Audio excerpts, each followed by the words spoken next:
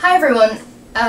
Over the last couple of weeks I have been running a promotion on my site, and I gave out 25 free baseline assessments, and people were submitting their videos so I could assess their baseline form and technique, and also answering questions about their current fitness level, so I could put together a profile that would more accurately help them understand where they're currently at, and based on their goals, how they would make their way there, rather than kind of seeing this goal and wondering why you're not reaching it, when in fact it's just that the expectation or the steps in between haven't been appropriately set for your current abilities and strengths and current things that maybe you need to work on in order to get there.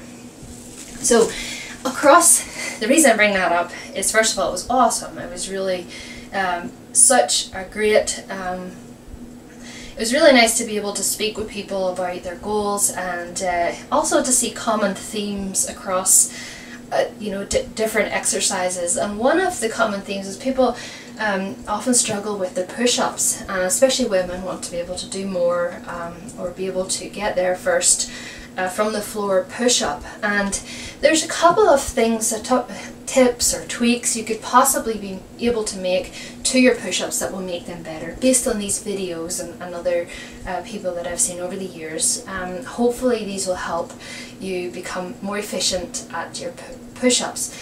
So I'm going to do mine from the bench. And that's to cover point number one, which is sometimes we're doing our push-ups at a level that is too challenging for all of the elements within a push-up to come together efficiently. So what that is motor control, obviously strength, but let's deal with stability and also the positioning and stability through your core, and maintaining that while you're moving, okay? So you create a lot of tension as you're trying to eke out these reps. So you're actually, in many ways, at a more difficult level than you should be, and you're creating a lot more tension than you need to. And what's that going to do? It's going to fatigue you. Before too long, you'll be at 5 or 8 reps and wondering why you can never get past 10 or 12, or you really want to get to 20. And then I would say regress up onto a bench, or even higher than this, maybe a table, and learn how to do full range of movement from a plank, working on the stability aspect of your core and maintaining that position with as little tension as needed for the difficulty level that you're at. You want these things to kind of come together so you're not fatiguing yourself more than you need to be. And so that's, leave your ego at the door, try elevating your hands to work on maybe these other things that I'm going to mention next, and allow a certain amount of tension through the abs and maybe a little through the glutes so you maintain that straight line, but not an excessive amount where you're fatiguing yourself, unless you're doing a maximum set and you're wanting to eke out those last few reps. So the second point is that I often see people setting up too far away from the bench, and their shoulders actually end up too far away from their hands, and then they're going into a push-up like this.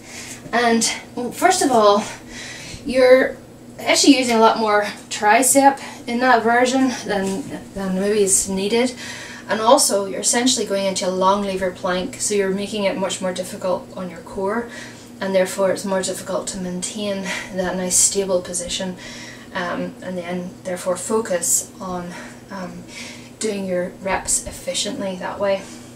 So actually you end up concentrating a lot more on your core from that position.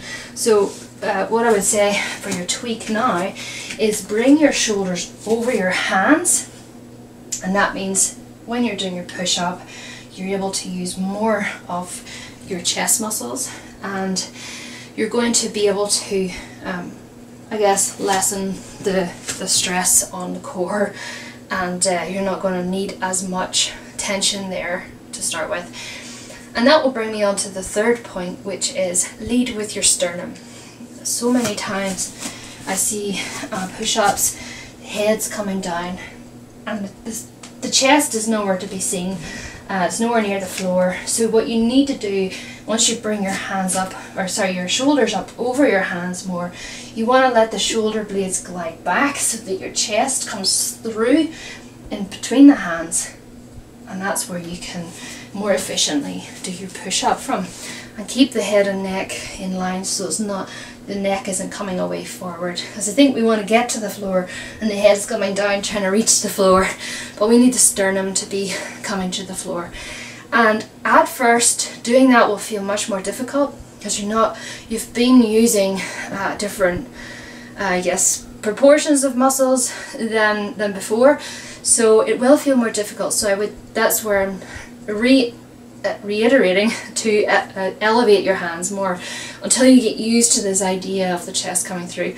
Let the shoulder blades glide naturally back and forward. Engage the lats more as well, and as you're pushing up, let the shoulder blades come forward so you're working the stabilizers at the front of the shoulder and throughout the whole girdle there.